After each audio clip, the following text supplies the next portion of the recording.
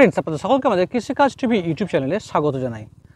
আমরা যে কোনো ফসলের জন্য যে সমস্ত বায়োস্টিমুলেন্ট প্রোডাক্টগুলোকে ব্যবহার করি, যেমন হচ্ছে আপনার অ্যামাইনো অ্যাসিড সমৃদ্ধ বায়োস্টিমুলেন্ট, সেটা ইসাবিয়ন হতে পারে, অ্যাম্বিশন হতে পারে, ক্রিস্টালের সিগ্রো এল হতে পারে, এছাড়া যে কোনো ধরনের বায়োস্টিমুলেন্ট হতে পারে।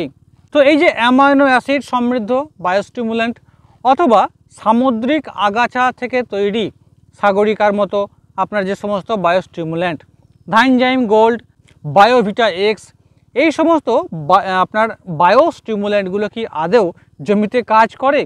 ফ্রেন্ডস, অনেকের কিন্তু মনের মধ্যে এই ধরনের প্রশ্ন আছে যে আমরা এই সমস্ত বায়োস্টিমুলেন্টগুলো আমাদেরকে দোকানদাররা বিক্রি করছে, আমরা ব্যবহার করছি, আদৌ কি এগুলো ফল হয়, কোনো রকম কাজ দেয় জমিতে? তো ফ্রেন্ডস বলি, দেখুন, বায়োস্টিমুলেন্টের মধ্যে যা যা থাকে আমাদের প্রত্যেকটি গাছের মধ্যে কিন্তু সেই ভিটামিনস বলুন, অনুখাদ্য বলুন, সেই সমস্ত আপনার অ্যামাইনো অ্যাসিড বলুন, হরমোনস বা এনজাইমস বলুন, সেগুলো কিন্তু থাকে। তো ফ্রেন্ডস, কিন্তু অনেক সময় কি হয়, গাছ সেগুলোকে ঠিকঠাক মাটি থেকে নিতে পারে না।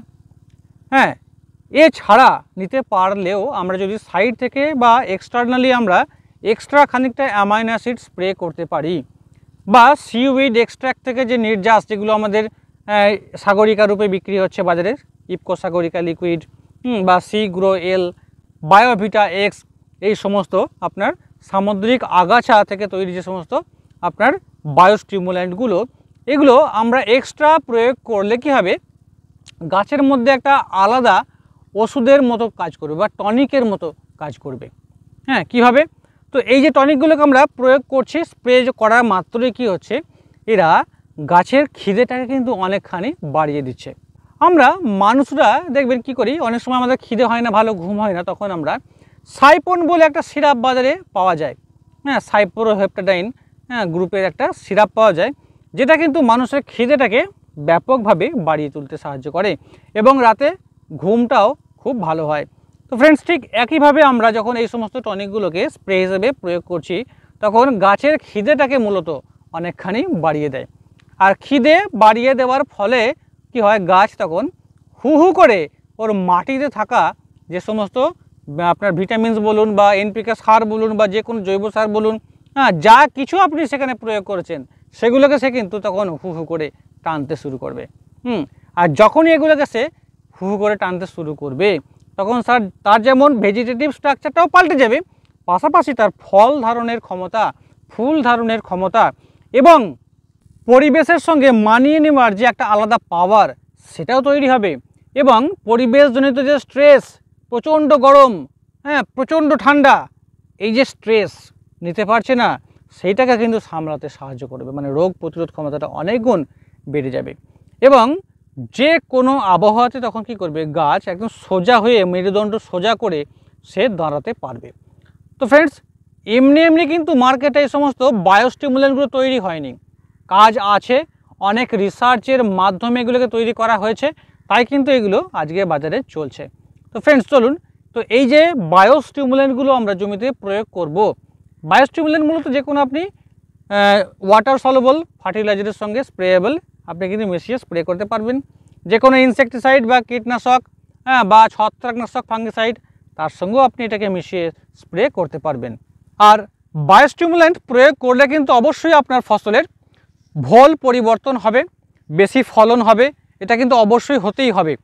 কেননা এটা কিন্তু দীর্ঘ পরীক্ষিত, আজকের ব্যাপার নয়, বহু দিন ধরে আমরা দেখে আসছি এই বায়োস্টিমুলেন্ট প্রয়োগ করার ফলে ফুলের সংখ্যা যেমন বাড়ছে, ফুল থেকে পরিণত ফলের সংখ্যাও কিন্তু বাড়ছে, যার ফলে চাষিরা অনেকখানি বেশি আপনার মুনাফা অর্জন করতে পারছে।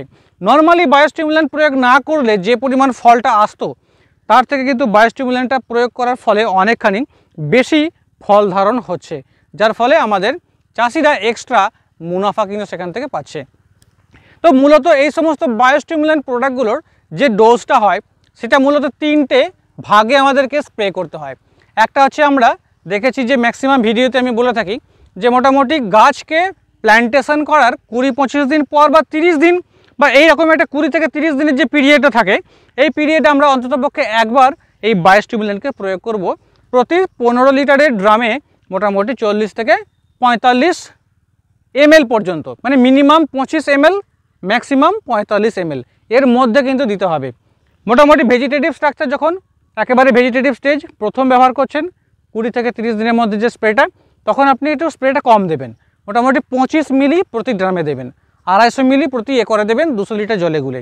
আর যে সমস্ত কৃষক বন্ধুরা আপনার দ্বিতীয় স্টেজ তৃতীয় স্টেজ দিচ্ছেন, হ্যাঁ মানে দ্বিতীয় স্টেজ বা 2 নম্বর স্প্রেটা হবে মোটামুটি ফুল ধারণের ঠিক আগের মোমেন্টে, মানে অথবা প্রথম স্প্রের আবার 15 দিন মিনিমাম গ্যাপে আপনাকে কিন্তু এটাকে স্প্রে করতে হবে।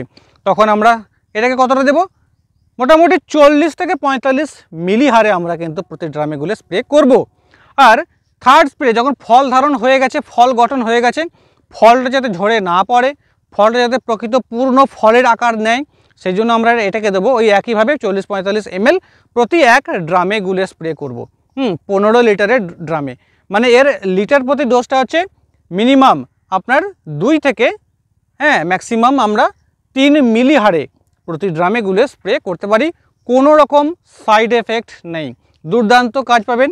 আর বায়োস্টিমুলেন্ট ব্যবহার করে গাছেদের যে খিদে তো অবশ্যই বাড়ছে, খিদে বাড়ানোর পাশাপাশি এটা কি করছে, গাছের মধ্যে থাকা আপনার যে সমস্ত হরমোনস, ফাইটো হরমোনস যেগুলো উদ্ভিজ্জ হরমোনসগুলোকে কিন্তু অ্যাক্টিভ করতে সাহায্য করছে, এনজাইমসগুলোকে অ্যাক্টিভ করছে, গাছের মেটাবলিক যে ক্রিয়া, পরিপাক ক্রিয়াটাকে কিন্তু সুন্দরভাবে সুগঠিত করতে সাহায্য করছে এবং সালোক সংশ্লেষের মাত্রাটাকে প্রচুর পরিমাণ বাড়িয়ে দিচ্ছে। কিভাবে, সালোক সংশ্লেষের মূল উপাদান হচ্ছে ক্লোরোফিল, পাতার যে সবুজ উপাদান ক্লোরোফিলকে প্রচুর পরিমাণে বাড়াতে সাহায্য করছে, যার ফলে ম্যাক্সিমাম যে সানলাইট রয়েছে সানলাইটকে ক্যাপচার করছে, আর ক্যাপচার করার ফলে প্রচুর পরিমাণে খাদ্য তৈরি করতে সাহায্য করছে।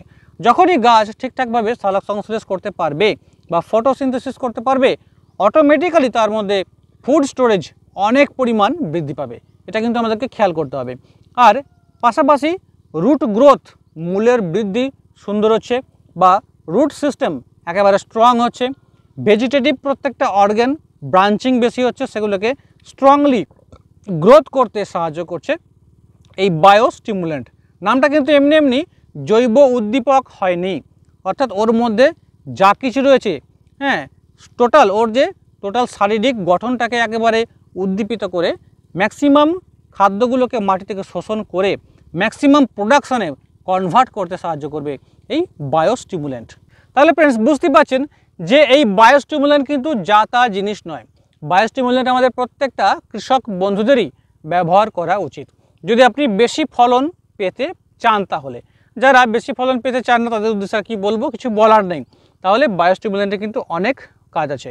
বায়োস্টিমুলেন্ট কথাটার মানেটা কি, বায়ো মানে কি, জৈব, স্টিমুলেন্ট মানে হচ্ছে উদ্দীপক, জৈব উদ্দীপক।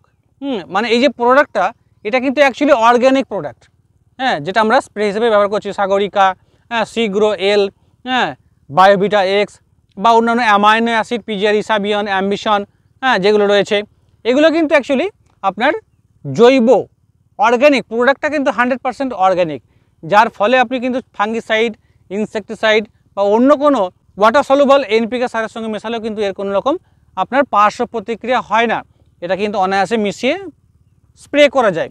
তো ম্যাক্সিমাম এই যে প্রোডাক্টটা কিন্তু দুর্দান্ত গাছেদের জন্য কাজ করে। বায়োস্টিমুলেন্ট নিয়ে আরও যদি কোনো রকম প্রশ্ন থাকে অবশ্যই আমাকে কমেন্ট করে জানাবেন।